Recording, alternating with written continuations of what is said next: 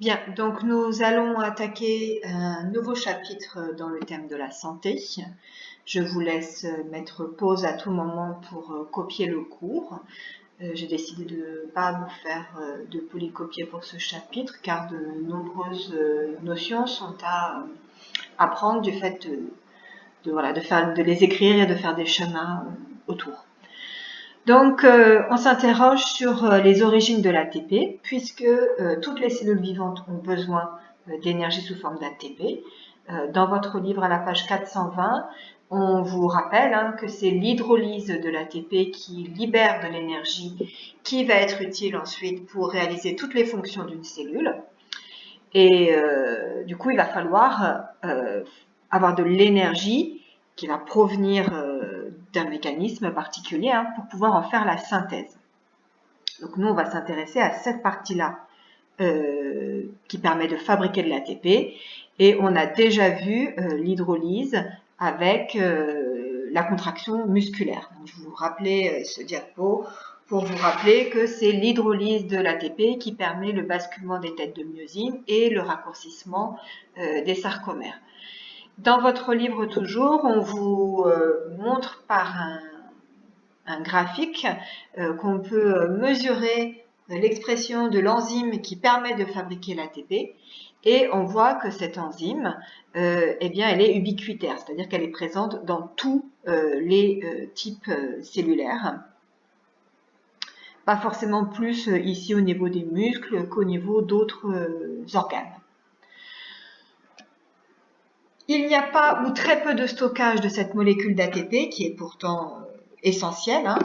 On a à peu près dans l'organisme environ 50 grammes de stock d'ATP alors qu'on estime que sans effort physique, pour faire fonctionner le corps humain à un niveau basal, de base, les cellules ont besoin en tout de 46 kg d'ATP par jour. Donc, cette fabrication, elle va se faire à la demande et elle se fait en permanence. On s'intéresse dans ce chapitre à la consommation d'ATP par les fibres musculaires, puisque ça fait directement le relais, vous allez le voir, avec le chapitre précédent sur la contraction des fibres musculaires. Donc, on rappelle que les fibres ont des besoins immédiats et importants d'ATP. Donc, les deux questions qu'on va se poser dans ce chapitre, c'est comment les fibres musculaires arrivent à fabriquer de l'ATP. Et la deuxième question, c'est quelles sont les adaptations en fonction des pratiques sportives. On va voir que la pratique sportive va avoir une influence sur le fonctionnement des fibres musculaires. Donc, grand 1, production d'ATP, et cette production, dans un premier temps, on va voir qu'elle se fait en présence de dioxygène. Donc, je l'ai mis en gras et en majuscule. C'est très important de bien repérer que pour l'instant, on va avoir un mécanisme qui nécessite le dioxygène. Ce mécanisme, il se déroule en 3 étapes. Et on va voir juste pour introduire le TP, la première étape. Cette première étape, elle s'appelle la glycolyse. Faites attention au Y. Ceux qui vont faire des études de santé, ils vont l'apprendre complètement, intégralement, avec toutes les équations chimiques. Je vais vous montrer ces équations chimiques. Nous, on va juste en apprendre le principe global. Mais sachez qu'il faut que vous soyez familiarisés avec tous les termes que l'on va voir. Et les termes sont des reprises, en fait, d'un premier métabolisme qu'on a vu ensemble, qui était la photosynthèse des végétaux, où on avait des réactions de couplage d'oxydoréduction. Donc là, on va revoir des réactions d'oxydoréduction, mais qui s'appliquent cette fois-ci à la production d'ATP. Production d'ATP qui se déroule, on le voit, dans les cellules musculaires, mais qui se déroule dans toutes les cellules, y compris les cellules végétales. Rappelez-vous, les végétaux respirent de jour comme de nuit. Cette glycolyse, il faut bien la compartimenter, elle a lieu dans le cytoplasme des fibres musculaires.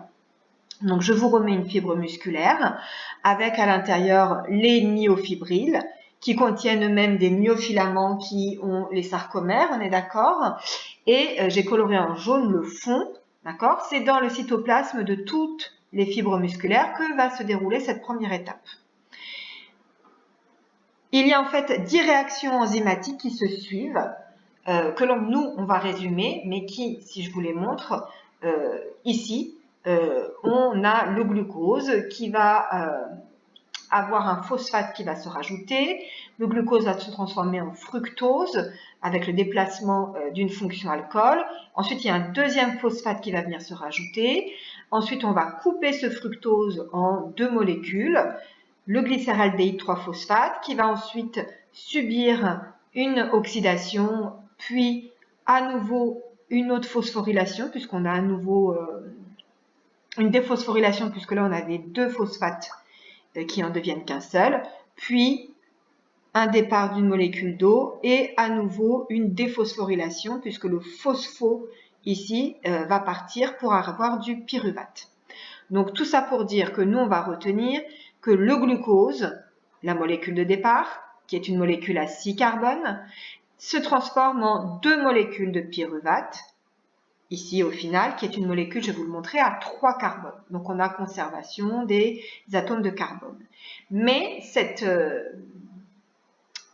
oxydation s'accompagne évidemment d'une perte d'électrons et de protons.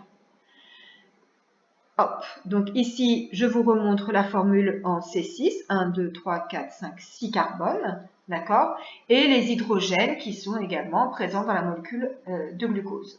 Le pyruvate, il est bien à 3 carbones, d'accord, mais il y a eu oxydation avec seulement 3 hydrogènes qui demeurent par rapport aux 12 qu'il y a au départ. Donc il y a bien une perte d'hydrogène. Et ces hydrogènes vont être pris en charge par des molécules qui vont les accepter.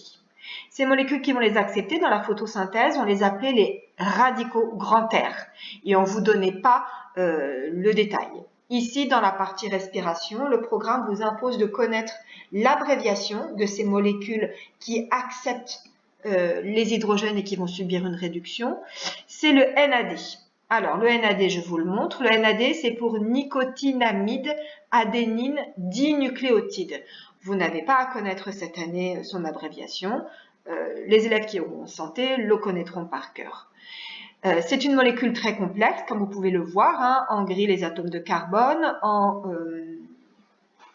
rouge, les atomes d'oxygène, en bleu, les atomes d'azote, et en orange, les atomes de phosphore. Bref, il faut s'intéresser ici à ce carbone-là, où on voit qu'il est relié à un seul hydrogène dans la forme ici oxydée, et lorsqu'il va gagner un hydrogène, on le voit ici dans la forme réduite avec 2 liaisons hydrogènes. Donc, au départ, il a un manque d'hydrogène, il est sous forme NAD+, sous forme de cation. Et donc, l'arrivée des 2 électrons et de 2 protons vont le transformer en forme NADH. Et un proton va rester accolé à cette molécule, donc on appelle ça le NADH, H+. Et donc, il faut avoir compris, je reviendrai en arrière, que c'est bien les électrons et les protons libérés par le glucose qui sont pris en charge par le NAD+. Et donc, on a bien un couplage de ces 2 réactions. Je reviens en arrière, pardonnez-moi. Ici, on voit donc, c'est pas dans votre livre, c'est dans une autre collection, le glucose ici en C6 qui devient bien 2 molécules de pyruvate, hein, strictement identiques. On a bien du NADH plus H+, qui est produit, d'accord? Et on a aussi de l'ATP, c'est une réaction qui globalement libère 2 molécules d'ATP. En réalité, il y a 2 molécules d'ATP qui sont consommées ici au début de la glycolyse, mais ensuite on a 4 molécules d'ATP qui sont produites en fin de glycolyse. Donc les 4 produites moins les 2 initialement consommées, on arrive bien à 2 molécules d'ATP produites lors de la glycolyse. Donc en résumé, à bien retenir, on a une oxydation mais qui est partielle du glucose. D'accord, il reste encore une structure, je remontre, hein, il reste une structure carbonée de la molécule, d'accord, donc elle est moindre par rapport au départ, mais quand même. Et on a une production de NADH+, vous n'avez pas à connaître le nombre exact. Par contre, vous devez savoir que ça produit 2 molécules d'ATP. Et donc, vous avez à la page 424 le résumé ici de ce que l'on vient de voir. On commence à faire un schéma bilan. Il faut qu'il fasse au moins une demi-page pour replacer les éléments et ce schéma, on va le compléter.